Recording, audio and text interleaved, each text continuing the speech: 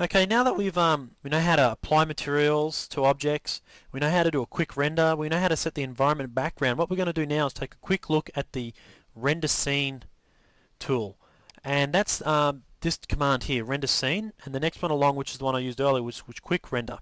Now, render scene allows us to set the renderer up.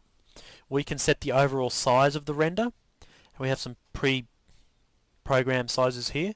We can also type in whatever size we require. So if we want to do a very wide panoramic shot, we can change the width. If we want to do a shot that's going to be output to videotape, then we might want to change the height and width and aspect ratio to suit the type of video that we're putting out to. So that's the output size. You'll also notice that there's custom settings for 35mm, IMAX, NTSC, PAL. NTSC is mainly used in the United States and PAL is mainly used throughout Europe and Australia. So there's quite a lot you can do with the output size. Alright, the next bit above this, the timing output, we've got single frames, we've got active segment, we've got a range, and we've also got frames. So through this area here we can control it. So if we have 100 frame animation, we might want it to render out the whole 100 frames. If we've got 100 frame animation and we only want the first 80 frames, then we could put from 0 to 80.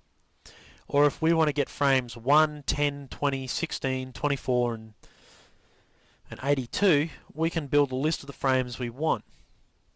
Alright, under active time segment we've got every number frame. So I can tell it to do every second frame instead of every frame. I could tell it to do every third frame and so on.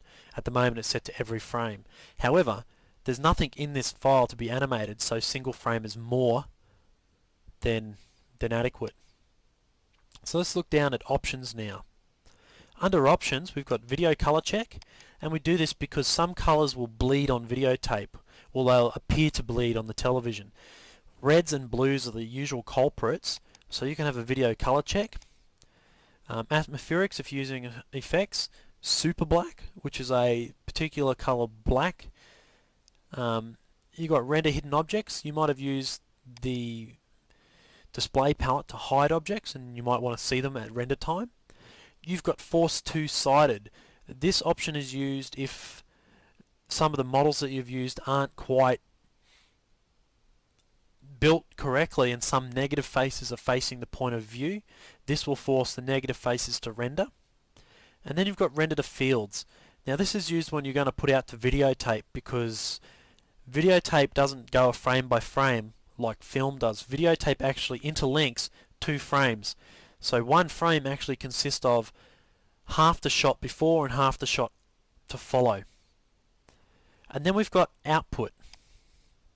And from here we can control whether we're going to go out to JPEG, whether we're going to go out to an AVI if you're doing an animation, movie if you're going to go out to QuickTime, or TIFF if you're going to go out to TIFFs, Targas, and so on. So JPEG's become quite a popular file to output to.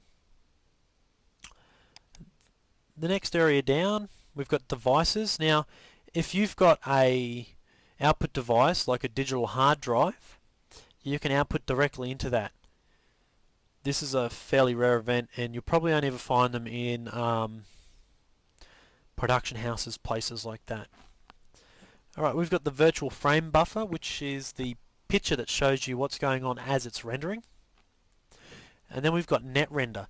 Now if you've got 10 boxes on a network, you can actually force an animation to render one frame on each box. So if each frame takes a minute, and you've got 10 boxes and you've got a 100 frame animation, instead of it taking 100 minutes, you divide 100 by 10. So it's a way of bringing down the overall time. And then you've got skip existing image. We just pop down, we've got render elements. You can actually ask it to add alpha channels, diffusers, blends, backgrounds. You can add after the event. This is a quite advanced area. We probably won't play with it in this CD. Under current render, we've got what type of rendering tool it's going to use. Now if you've got some third-party applications like Raygun or MetaRays, you can load them in and then assign what type of renderer you're going to have for your production render. Okay, the next area down there, the max default scanline A buffer, which is the default renderer, I can turn off the mapping, I can turn off reflections, I can turn off shadows, and I can force it to be everything to be a wireframe. I can turn off the anti-aliasing or turn it on. I can change the type. I can build filter maps. Type of shadowing we're going to be using, whether we're going to use global super sampling. The color range limits. Object blur, if we've got moving objects we want to simulate speed through blur with them, we can turn that on and off. Motion blur, again, object blur and motion blur are fairly similar. The number of reflections that are going to be counted on ray traced materials, and the memory management. Once we've got all these set to the desired results, what we then have to do is tell it what view to render and hit render, and off it goes and it renders our object.